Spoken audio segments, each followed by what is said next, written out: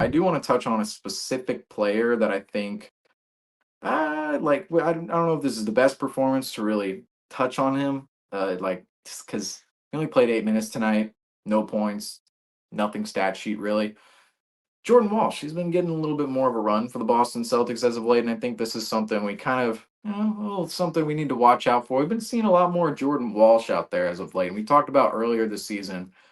Is Jordan Walsh, is he going to be a consistent role player for the Boston Celtics? Because preseason, he was phenomenal. Summer League, phenomenal. Jordan Walsh, the reason we thought that Jordan Walsh was going to come in and be a consistent role player for the Celtics, it was three reasons. It was number one, he's always been a great defensive player. Okay, Jordan Walsh, we drafted him as this long, lengthy defensive guy. And that was never a question about his game. He could always get out there and defend for the Boston Celtics and defend at a high level. Defensive player, okay, you got that into the floor covered. You at least need to have that if you want to be on an NBA floor. The defensive ability, okay, as a long wing, agile wing, very active with his feet and his hands. Jordan Walsh had that category covered coming into the league and last year and coming into this year.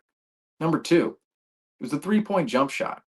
Jordan Walsh's 3 point jump shot, silky smooth. One of the, if you really count out Tatum, might be the silkiest jumper on the Celtics team. Jordan Walsh has. I know everybody saw him in the first game of the season missing a ton of threes to try to break the record at the end, but it just felt like every time Jordan Walsh released a three, ooh, silky, silky. Oh, this is going in silky, and it felt like that in summer league and the preseason, and it felt like it was much improved from where it was last season. You could tell that Jordan Walsh had put in that work in the gym on his jumper. So you have the defensive ability for Jordan Walsh, you have Jordan Walsh's jumper, but also the third one, and this is the most crucial for a player to come in and really contribute to an NBA squad, it was the decisiveness with the ball in Jordan Walsh's hands. In preseason, it was astonishing to see how decisive Jordan Walsh was with the ball in his hands because last year looked like a scared deer out there. I mean, come on, he had the ball in his hands and it was immediately, oh, what do I do with this? What do I do? Get rid of it? I don't know. Should I dribble? Should I pass? Should I? Derek White, or I shouldn't say Derek White, Jordan Walsh here. I'm not talking about Derek White here. Got the bald heads mixed up there for a second in my head. But Jordan Walsh, he he just did not have that decisiveness last year. And that's really what you see out of a lot of young NBA players. A lot of them. You don't even have to be a second round pick. You don't have to be an undrafted guy.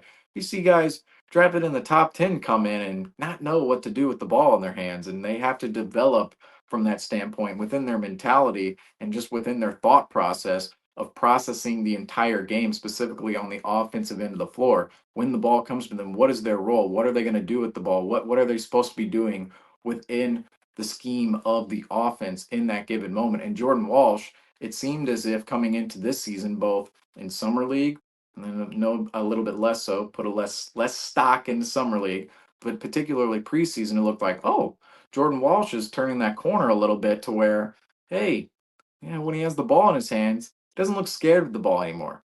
He looks confident with the ball. You think about the one play that I really keep going back on is when Jordan Walsh drove in for the game winning layup against the Toronto Raptors. Unfortunately, Brandon Carlson, who was playing for the Raptors at the time, phenomenal block at the rim on Jordan Walsh. And you really just got to give it up to Carlson for that defensive stance. But really, Jordan Walsh, that decision you saw in the moment when Jordan Walsh had the ball in his hands, it was quick, decisive, to the rim. I'm winning this game. I'm going to the rim. I'm driving hard. I'm laying this thing in. Fortunately, good defensive play stopped it, but just that decision making within Jordan Walsh made us think this man, with his defensive ability, with his ability to shoot threes, and with that decisiveness, there's a pathway for Jordan Walsh to be a role player on the Boston Celtics, a consistent role player at that. Yet, as the season started, Jordan Walsh reverted back into what do I do with the ball in my hands? What do I do with the ball in my hands? And unfortunately, minutes started to dwindle for Jordan Walsh if they ever really appeared on the horizon for Jordan Walsh as the season started. Yet now we're seeing a couple more minutes here and there for Jordan Walsh. Certainly saw him more in those Indiana games, the Toronto game, and tonight we saw him in only 8 minutes, but we are starting to see Jordan Walsh a little bit more. And I know Jaylen Brown missed tonight's game, so maybe there's a little bit of a factor in that. I will mention, but Jordan Walsh, something to look out for. I think we'll talk about him more moving ahead on the post game. We sure will. Oh yes, we will talk about it. First of all, this style of post game, like, wow, didn't realize how great this layout would be. But let's get it to our normal layout here. Trying to figure out which one it is. Is there still a line in the middle here? No, we're good. We're good. We are good. All right, Franco. We've been through a lot here on this post game already. We're 47 minutes in. First of all, everybody, welcome Mr. Nick Franco into the post game tonight, making a surprise appearance here. Talking about Jordan Walsh here, as you know, coming into, and I was just kind of wrapping my point up about Jordan Walsh, but we talked about it the other night off of live when it came to Jordan Walsh and his ability to potentially be a role player. Now, he only played 8 minutes tonight, didn't stuff the stat sheet, didn't do anything phenomenal. But do you see a pathway right now? It's like, maybe Jordan Walsh, could he be that consistent role player the Celtics insert as the season moves along, as we thought in the preseason? Yeah, there's still a 9th or 10th spot available on the Celtics roster. And I think that Jordan Walsh could be the person to fill it. We've seen the potential from him. If you follow the main Celtics as we do over on Celtics Talk Weekly.